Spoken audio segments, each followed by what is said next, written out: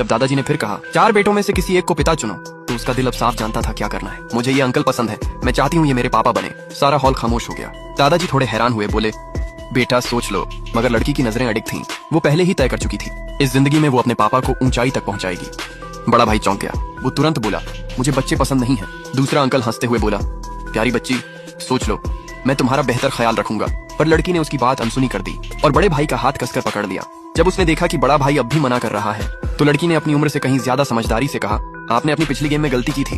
दुश्मन ने मिड लेन में फ्लैश किया, आपने अल्टीमेट देर से इस्तेमाल किया और सपोर्ट को कवर नहीं किया, इसीलिए शूटर्स ने आपको हरा दिया। पूरा हॉल दंग रह गया, यहाँ तक कि वो ठंडा बड़ा भाई भी। फिर पहली बार उसे अपनी बाहों में उठा लिया। बाकी सब हंस पड़े। उन्हें लगता था कि बेकार बड़ा भाई कुछ नहीं कर पाएगा और बच्ची जल्द ही अपना फैसला बदल देगी। लेकिन दादाजी ने गहरी सांस ली और सख्ती से कहा अगर इसे कुछ हुआ तो मैं तुझे जिम्मेदार ठहराऊंगा। बड़ा भाई सिर झुकाकर बोला ठीक है, और उसे घर ले गया।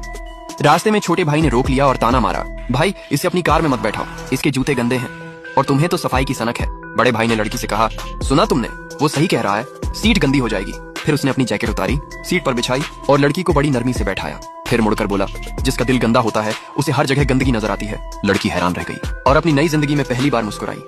घर पहुंचकर उसने देखा उसका नया पापा अपने मोबाइल गेम में खोया हुआ था। वो उदासीन लग रहा था, लेकिन उसकी आंखों में तन्हाई झलक रही थी। लड़की ने उसका हाथ खींचा और कहा पापा भूख लगी है। वो तुरंत मिशेलिन रेस्टोरेंट का खाना ऑर्डर करने लगा, पर लड़की बोली वो नहीं चाहिए, मुझे आपका हाथ का खाना खाना है। वो कुछ पल के लिए जड़ हो गया। उसे याद नहीं था आखिरी बार किसी ने ये बात कब कही थी। फिर चुपचाप उठकर रसोई में चला गया। थोड़ी देर में घर के खाने की खुशबू फैल गई। लड़की ने हर डिश की तस्वीर ली, फिर उनकी साथ वाली भी। रात को दोस्तों का फोन आया, चलो ड्रिंक्स पे चलते हैं। वो जाने ही वाला था कि उसने देखा लड़की कोने में दुबकी हुई कह रही थी पापा आप जाइए, नाना अकेली रहने की आदी है। वो पल उसके दिल को तोड़ गया।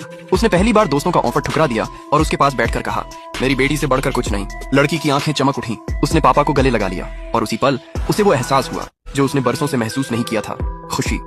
अगली सुबह दादाजी ने ऑनलाइन उनकी तस्वीरें देखी, मुस्कुराती हुई लड़की और उनका बेटा जो अब जिंदा नजर आ रहा था। दादाजी के चेहरे पर भी मुस्कान आ गई, लेकिन सबको ये मंजूर नहीं था। दूसरे अंकल को जलन होने लगी। उसे डर था कि अगर बड़ा भाई फिर से दादाजी का प्यारा बन गया तो उसका सारा खेल खत्म हो जाएगा। तो उसने एक नई साजिश रच डाली जो बाप बेटी दोनों को बर्बाद करने वाली थी। आगे क्या हुआ ये देखने के लिए कमेंट में लिखें नेक्स्ट पार्ट।